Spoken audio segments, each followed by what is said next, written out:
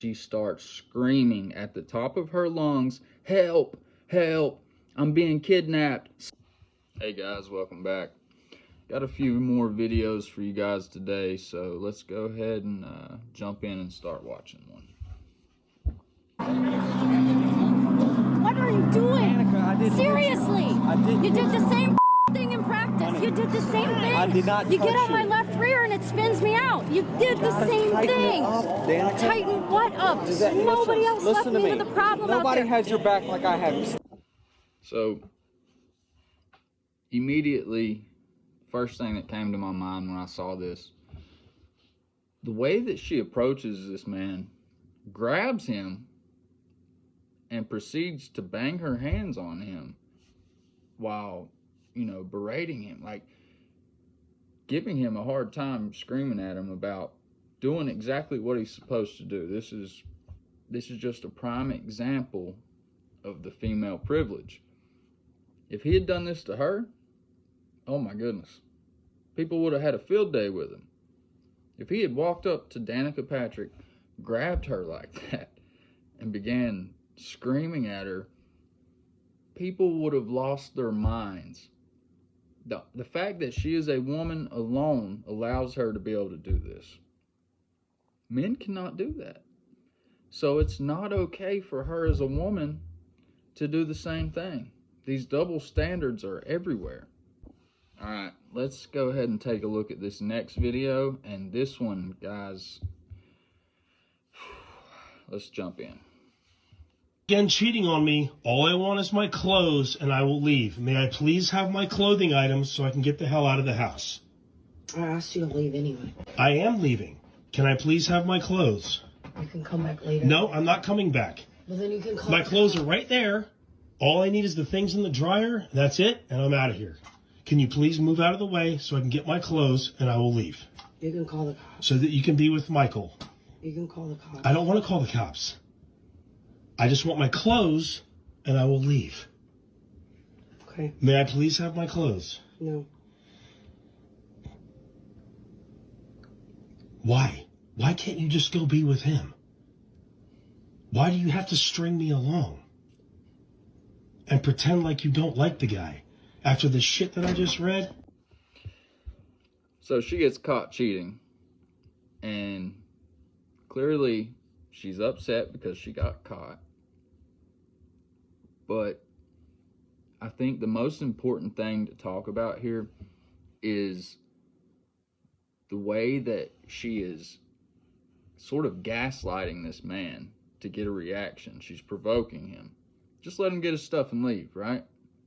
She's not going to do that. And, I've actually seen where attorneys are coaching these women in these situations to do exactly what she's doing, because if the man reacts, they're going to have a field day with him in court. So I want to encourage all men, if you're ever in this situation, do not react. Do not. I know, tensions, emotions are high, and that's a very hard thing for a lot of us to do, but just remember, your reaction could be your downfall.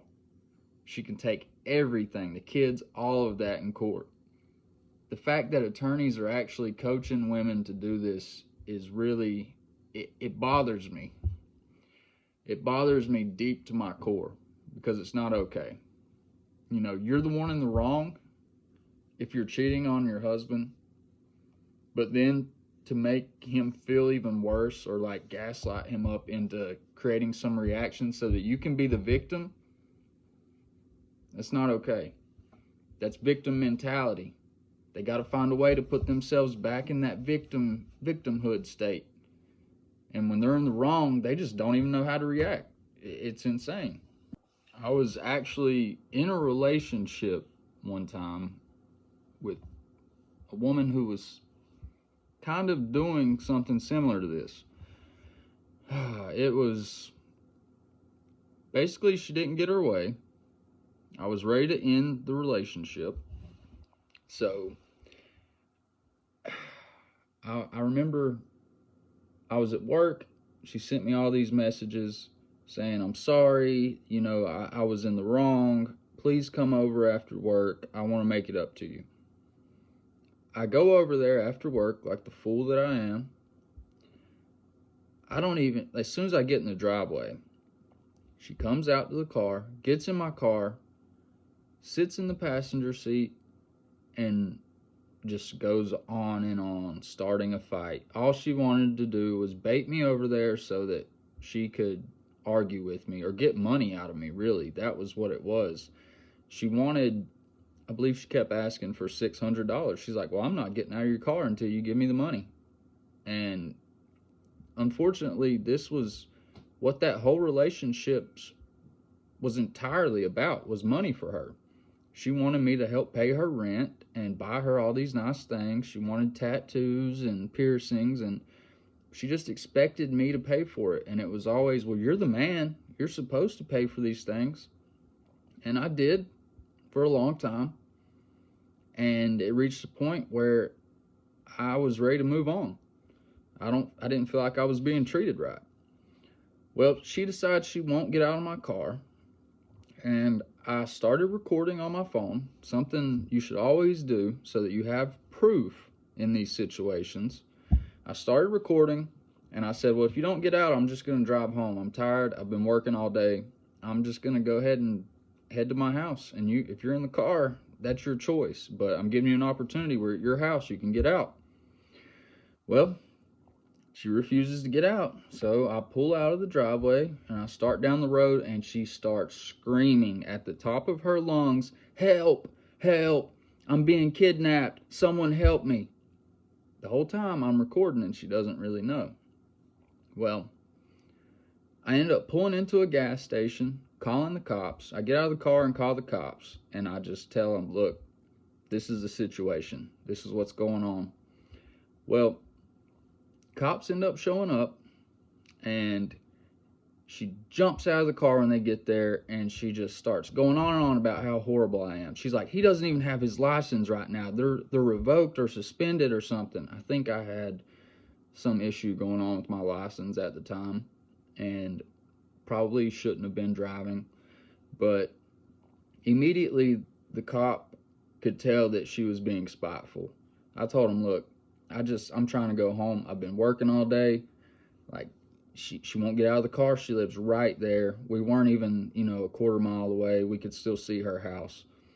And I said, look, I don't want to press charges. She was attacking me in the car, screaming for help and saying she was kidnapped while hitting me, punching me. Got it all on video. And the cop was like, okay, well, let me check this out. Sees what happened. And immediately he knew that it was her. And he told her, he said, ma'am, you're the most spiteful, conniving, and vindictive woman I have ever met in my life. The way that she just went on and on of trying to get me in trouble, trying to get me arrested. And he wasn't having any of it. Thank God I recorded everything. Thank God I didn't react. And he ended up putting her in the back of the cop car and taking her to her house. So I definitely want to encourage you guys not to react.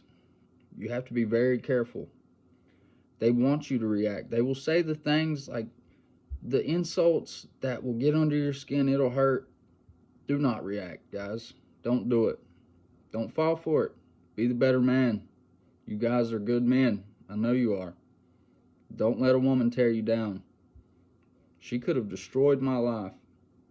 Another good way to know if you're dealing with a woman who has the victim mentality, the biggest red flag for that I can think of would be if every ex-boyfriend she's had was a narcissistic, womanizing abuser.